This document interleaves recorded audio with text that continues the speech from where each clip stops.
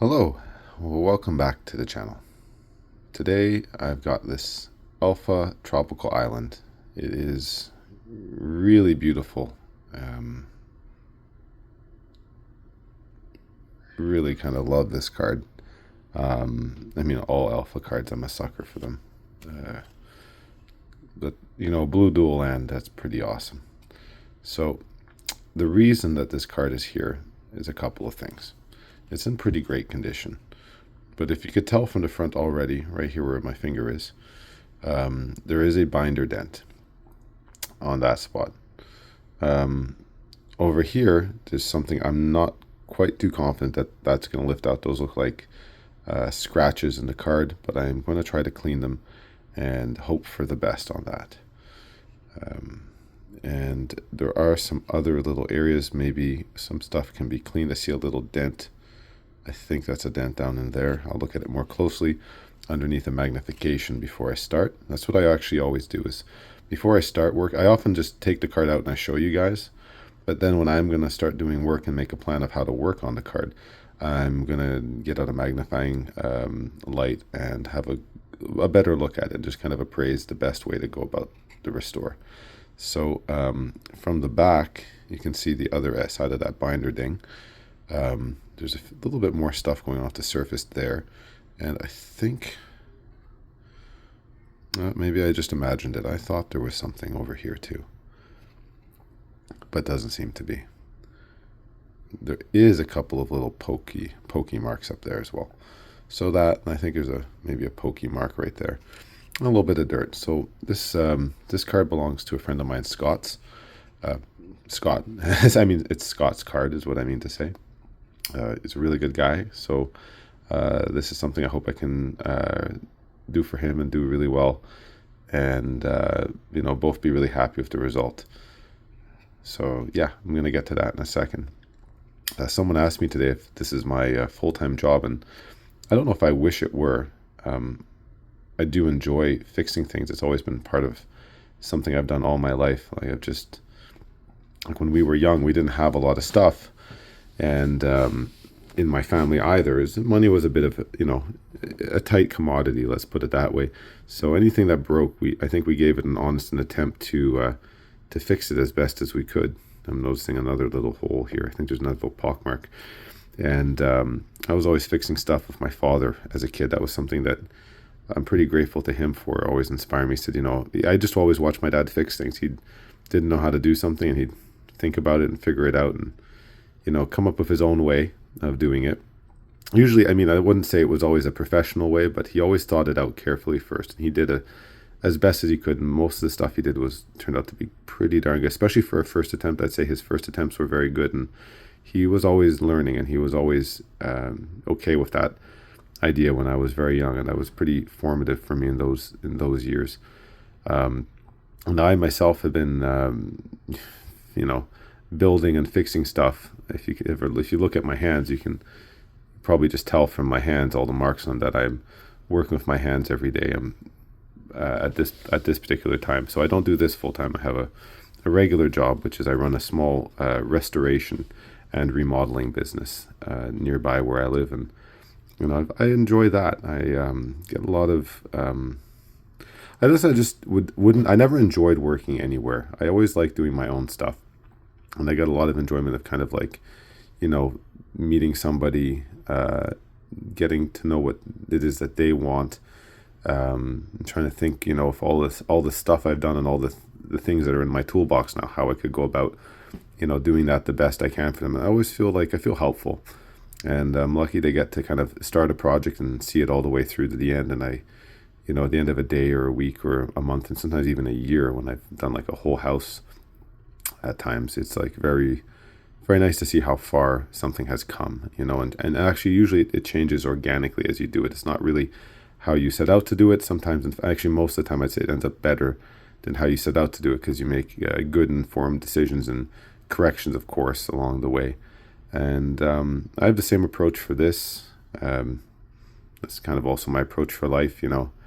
Go about, do the best thing you think you can, and nothing to be afraid or concerned about making corrections. Of course, think someone said once, it's only a fool that doesn't. It was one of my a girl who I was seeing once. Their father said, only a fool doesn't change their mind. I remember that. He was a really cool guy, and that stuck with me.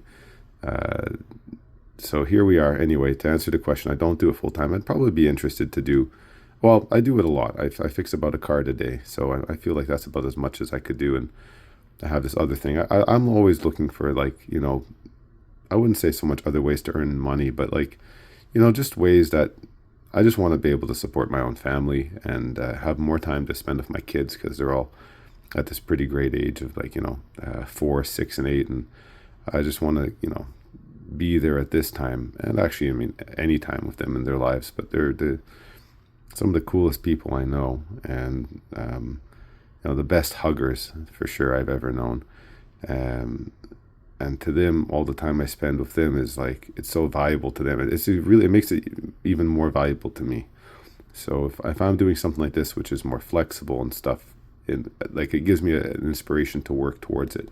Kind of like why I kept my construction, renovation, restoration business kind of small, because I want to be, able to take time off if I needed to be with my family.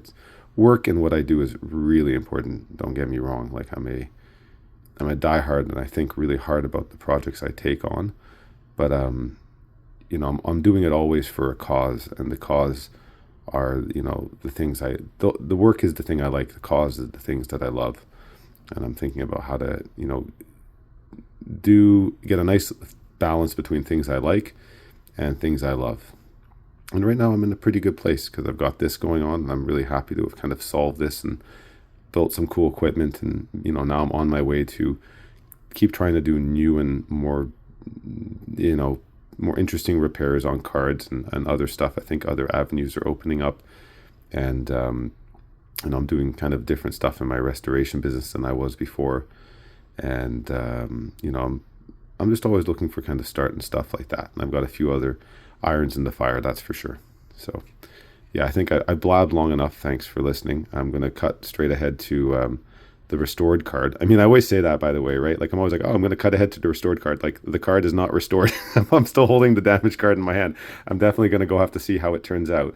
But I'll cut back in when it is more complete. And I'll maybe this time I'll give a little bit more talk through about like what, not so much, I mean, how, because I do get asked a lot how, but what's been done, and what I specifically, when I start, maybe about what my thought process is about how I'm going to go about fixing a card. I think I could share a little bit of that, and hopefully that's helpful to you guys, and at least interesting. So until then, I'll be back soon. Cheers. All right, and we're back. So I've worked on the card now for a little bit, and I think I'll start with what didn't get any better. So if I get the light right here, you can see this diagonal scratch, the horizontal one beside it, and the other horizontal scratch. Didn't do much. They're caused by some amount of the material, the clear coat on the surface, being removed with a sharp object in like a scratching way. So short of altering the card or putting something on it, which I don't do, I can't return that as it is. To any degree closer to what you see here. It kind of just stays the same. But that's it. The rest of the stuff is that I'm happy that the surface is definitely cleaner. I removed dirt and grime that I could see visibly on my cloth after I cleaned it, and that's much better. The binder ding that was over here is no longer, and that's really good. So that right there is a nice improvement. Switching to the back side, the ding is also not present anymore. Totally gone. Surface is what it is. It wasn't perfect to begin with, and it's still not now, but I cleaned it, and the purpose of this was to take out the ding and any of the other little indentations I could do something about. Now, over here, see if I can get this to focus. I'm not sure even how much of that is an indentation. If you look at those tiny little, almost look like a mini paw print, right? There's something there. I think there's I'm not sure that's an indentation. There, I think this one is one. anyway, there's a couple of those little things, and I think it's kind of like a process of diminishing returns is what I would say. Given if we take the card and look at it as a whole, analyze kind of the wear on the card,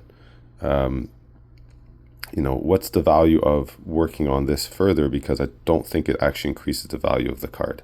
I think it's been restored to like a better condition, clearly by removing the dent, but it's more or less subjective at this point, whether taking out such a small little thing that only really shows up on a camera magnification is going to improve the card at all. And I don't the answer to me is no. And so this is where I stop on this card, because I have other ones to do, and I think I've met all the important objectives on it. And yeah, that's about that. It's always nice to see a alpha blue dual land, This is not mine, and I'm going to be sending this back to my friend Scott. I think it's phenomenal. I hope he enjoys it in his collection and is happy with the progress. All right, and anyone who's watching, I appreciate that you guys are watching the progress. I'm still experimenting, still trying new things with regards to fixing cards.